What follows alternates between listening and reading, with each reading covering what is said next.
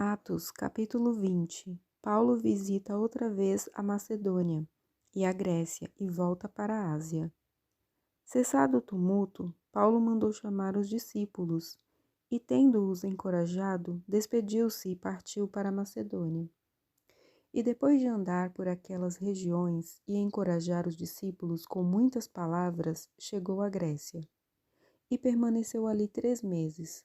Contudo, quando os judeus conspiraram contra ele ao embarcar para a Síria, decidiu voltar pela Macedônia. E acompanharam-no Sópatro de Bereia, filho de Pirro, Aristarco e Secundo de Tessalônica, Gaio de Derbe e Timóteo, além de Tíquico e Trófimo da Ásia. Esses homens, porém, foram na frente e nos esperaram em Troade. E nós, depois dos dias dos pães sem fermento, navegamos de Filipos e após 5 dias nos encontramos com eles em Troade, onde nos detivemos por 7 dias. No primeiro dia da semana, reunimo-nos a fim de partir o pão. Paulo, que estava para sair no dia seguinte, falava-lhes, tendo prolongado seu discurso até a meia-noite. Havia muitas luzes no aposento superior, onde estávamos reunidos.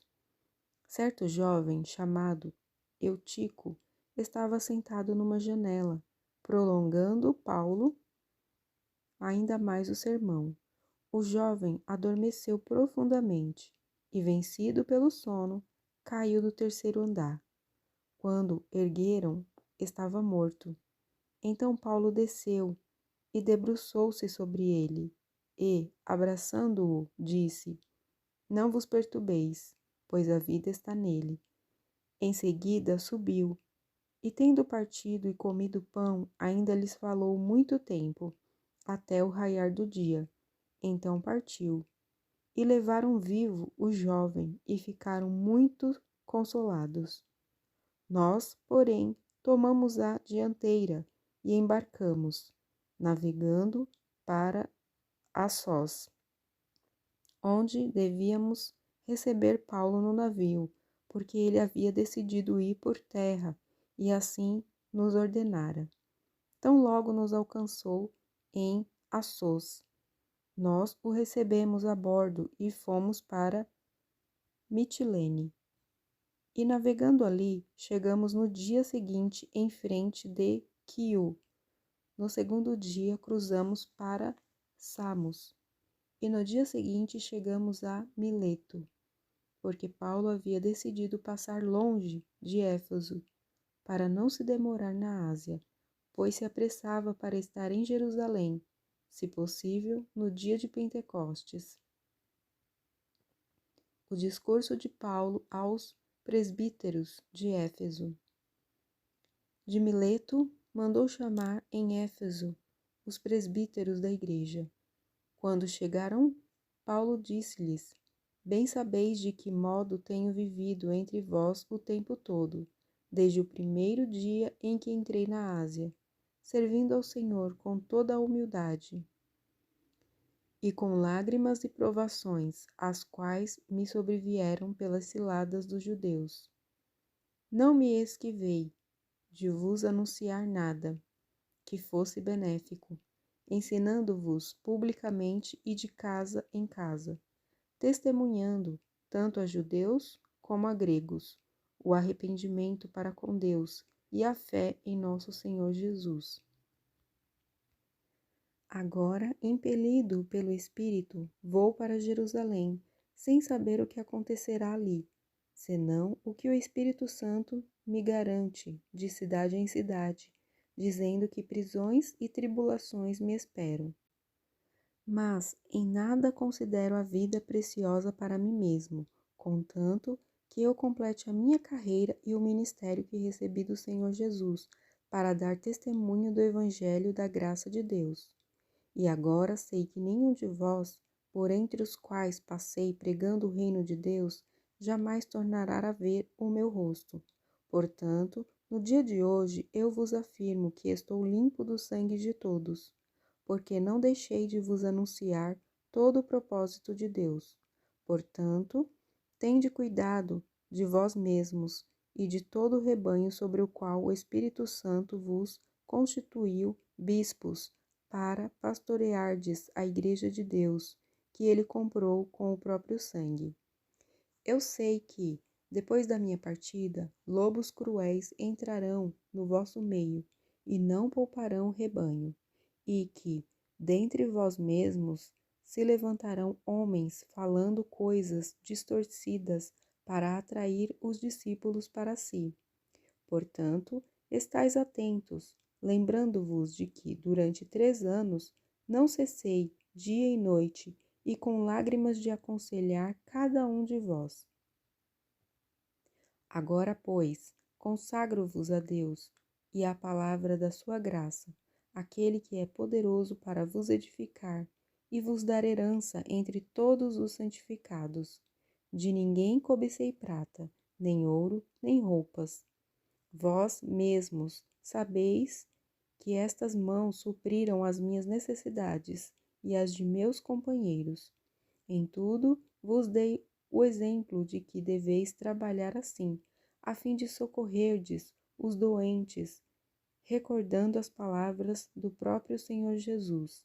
Dar é mais bem-aventurado que receber. Depois de dizer isso, ajoelhou-se e orou com todos eles. E houve grande choro entre todos, e abraçando Paulo, o beijavam. Eles ficaram tristes, principalmente com a palavra que dissera, de que não veriam mais o seu rosto, e o acompanharam até o navio. Atos, capítulo 21. Paulo continua sua viagem. Depois que nos separamos deles, navegamos em linha reta e chegamos a Cós. No dia seguinte, chegamos a Rhodes e dali a Pátara. Encontrando um navio que seguia para a Fenícia, embarcamos e partimos. E quando avistamos Chipre, deixando-a à esquerda, navegamos para a Síria e chegamos a Tiro, pois o navio ia ser descarregado ali. Encontrando os discípulos, demoramo-nos ali 7 dias. E, pelo Espírito, eles diziam a Paulo que não fosse para Jerusalém. Depois de passar ali aqueles dias, saímos e seguimos viagem. Todos nos acompanharam até fora da cidade, juntamente com suas mulheres e filhos. Na praia, oramos ajoelhados.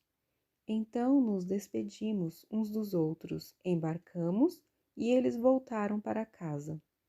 Concluída nossa viagem de Tiro, chegamos a Ptolemaida e depois de cumprimentar os irmãos, passamos um dia com eles. Partindo no dia seguinte, fomos para Cesareia. Ali entramos e ficamos na casa de Filipe, o evangelista, que era um dos 7. Ele tinha 4 filhas, virgens, que profetizavam. Demorando-nos ali muitos dias, um profeta chamado Ágabo desceu da Judéia. Ele veio encontrar-se conosco, pegou o cinto de Paulo e, amarrando os próprios pés e mãos, disse: O Espírito Santo diz: assim os judeus em Jerusalém amarrarão o homem a quem este cinto pertence e o entregarão nas mãos dos gentios. Quando ouvimos isso, suplicamos a Paulo, tanto nós como as pessoas daquele lugar, que não subisse a Jerusalém. Então Paulo respondeu: Que fazeis chorando e entristecendo-me o coração? Porque estou pronto, não só para ser amarrado, mas até para morrer em Jerusalém, pelo nome do Senhor Jesus. E, como não se deixasse demover, desistimos e dissemos: Faça-se a vontade do Senhor. Depois desses dias, fizemos os preparativos e subimos para Jerusalém. E alguns discípulos de Cesareia foram também conosco e nos levaram até Minasson, natural de Chipre, discípulo de longa data, com quem iríamos nos hospedar. Paulo chega a Jerusalém. E chegando a Jerusalém, os irmãos nos receberam alegremente. No dia seguinte, Paulo foi em nossa companhia encontrar-se com Tiago, e todos os presbíteros compareceram. E tendo-os cumprimentado, relatou-lhes uma a uma as coisas que Deus fizera entre os gentios por meio de seu ministério. Ouvindo isso, eles glorificaram a Deus e disseram-lhe: Bem vês, irmão, quantos milhares de judeus têm crido e todos são zelosos da lei. Eles têm sido informados a teu respeito, de que ensinas todos os judeus que estão entre os gentios a se afastarem de Moisés, dizendo que não circuncidem seus filhos, nem andem segundo os costumes da lei. Que faremos então? Certamente saberão que chegaste. Faze, pois, o que te dizemos. Há 4 homens que fizeram um voto. Leva esses homens contigo e purifica-te com eles. Paga por eles as despesas para que rapem a cabeça. Assim todos saberão que aquilo que ouviram a teu respeito é falso, mas que também tu mesmo andas corretamente, guardando a lei.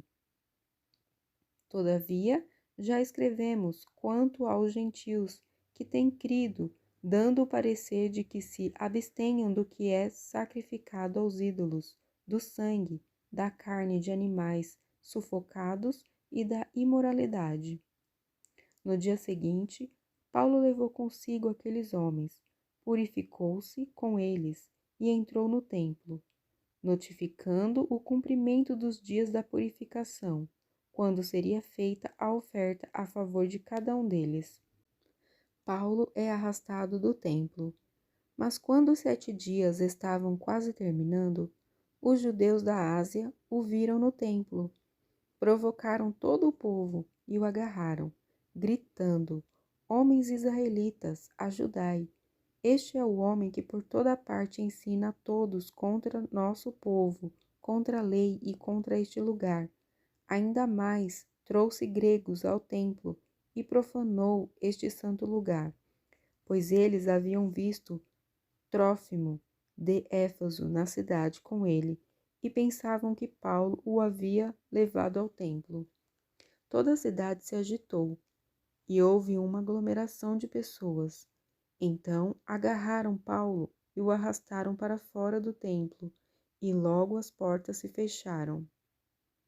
Salvo da fúria do povo, Paulo é levado à fortaleza. Procurando eles matá-lo, chegou ao comandante da força romana a informação de que Jerusalém estava toda em polvorosa. E ele, levando logo consigo soldados e oficiais, correu até eles. E quando viram o comandante e os soldados, pararam de espancar Paulo. Aproximando-se, o comandante o prendeu e mandou que fosse algemado com 2 correntes. Depois perguntou quem era ele e o que havia feito. E na multidão uns gritavam de um modo, outros de outro. Sem poder saber a verdade por causa do tumulto, mandou que ele fosse conduzido à fortaleza. Quando chegaram às escadas, ele foi carregado pelos soldados por causa da violência da multidão, pois o povo seguia gritando: Mata-o! Quando estava para ser levado para a fortaleza, Paulo disse ao comandante: Tenho permissão para te dizer alguma coisa? Ele respondeu: Sabes a língua grega? Por acaso não és o egípcio que algum tempo atrás provocou uma revolta e levou ao deserto 4.000 assassinos? Mas Paulo lhe disse: Sou judeu, natural de Tarso, cidade de importância na Cilícia. Peço-te que me permitas falar ao povo. O comandante lhe deu permissão. Então Paulo, em pé, na escada, fez sinal ao povo com a mão, e quando houve silêncio total, falou na língua dos Hebreus. Atos, capítulo 22. Paulo apresenta seu discurso de defesa. Irmãos e pais, ouve a minha defesa, que agora faço perante vós. Quando ouviram que lhes falava na língua dos hebreus, fizeram ainda maior silêncio, e ele prosseguiu. Sou judeu, nascido em Tarso, da Cilícia, mas criado nesta cidade. Fui instruído de acordo com o rigor da lei de nossos pais, aos pés de Gamaliel, sendo zeloso para com Deus, assim como sois todos vós no dia de hoje. Persegui este caminho até a morte, algemando e mandando aprisionar tanto homens como mulheres. E o sumo sacerdote é minha testemunha acerca disso, assim como também todo o conselho dos líderes religiosos. Deles também recebi cartas para os irmãos e prossegui para Damasco, a fim de trazer algemados para Jerusalém os que ali estivessem, para que fossem castigados. Quando, porém, estava a caminho e já próximo de Damasco, por volta do meio-dia, de repente, do céu, brilhou uma intensa luz ao meu redor. Caí por terra e ouvi uma voz que me dizia: Saulo, Saulo, por que me persegues? Eu respondi: Quem és tu, Senhor? Ele me disse: Eu sou Jesus, o Nazareno, a quem persegues. E os que estavam comigo viram a luz, mas não entenderam a voz daquele que falava comigo. Então eu disse: Senhor, que farei? E o Senhor me disse: Levanta-te e vai para Damasco, onde te será dito tudo o que precisa fazer. Como eu não enxergava nada, por causa do esplendor daquela luz, cheguei a Damasco guiado pela mão dos que me acompanhavam. Um homem piedoso, segundo a lei, chamado Ananias, que tinha bom testemunho de todos os judeus que ali moravam, veio ao meu encontro e, pondo-se de pé ao meu lado, disse-me: Saulo, irmão, volta a ver. Naquela mesma hora eu o vi. Então ele disse: O Deus de nossos pais te designou de antemão para conhecer a sua vontade, ver o justo e ouvir a voz da sua boca, pois serás sua testemunha do que tens visto e ouvido para todos os homens. Agora, por que te demoras? Levanta-te, sê batizado e lava os teus pecados invocando o seu nome. Quando voltei para Jerusalém, enquanto orava no templo, tive uma visão e vi aquele que me dizia: Apressa-te e sai logo de Jerusalém, porque não aceitarão o teu testemunho a respeito de mim. Eu disse: Senhor, eles bem sabem que eu colocava na prisão os que criam em ti e os espancava nas sinagogas. Quando se derramava o sangue de Estevão, tua testemunha, eu também estava presente, aprovando a sua morte e segurando as capas dos que o matavam. Ele me disse: Vai, porque eu te enviarei para longe, aos gentios. Eles os escutaram até esta palavra, mas então levantaram a voz, dizendo: Tira do mundo este homem, porque ele não deve viver. Enquanto gritavam, tiravam as suas capas e jogavam poeira para o ar. Então o comandante mandou que Paulo fosse levado para a fortaleza, ordenando que fosse interrogado sob chicotadas, para saber a razão de gritarem assim contra ele. Quando já o haviam amarrado, preparando-se para chicoteá-lo, Paulo disse ao centurião, que ali estava: É permitido chicotear um cidadão romano sem ele ter sido condenado? Ouvindo isso, o centurião foi até o comandante e o avisou, dizendo: O que estás fazendo? Este homem é cidadão romano. Então o comandante veio e lhe perguntou: Dize-me, tu és cidadão romano? Ele respondeu: Sou. Disse o comandante: Eu paguei uma grande soma em dinheiro para adquirir esse direito de cidadão. Paulo disse, mas eu sou por direito de nascimento. Então, aqueles que estavam para interrogá-lo recuaram de imediato, até mesmo o comandante, quando soube que Paulo era cidadão romano. Ficou com medo, pois o havia amarrado. Paulo perante o sinédrio. No dia seguinte, querendo saber ao certo qual era a acusação dos judeus, o comandante soltou Paulo e mandou que os principais sacerdotes e todos o sinédrio se reunissem. E trazendo Paulo, apresentou-o diante deles.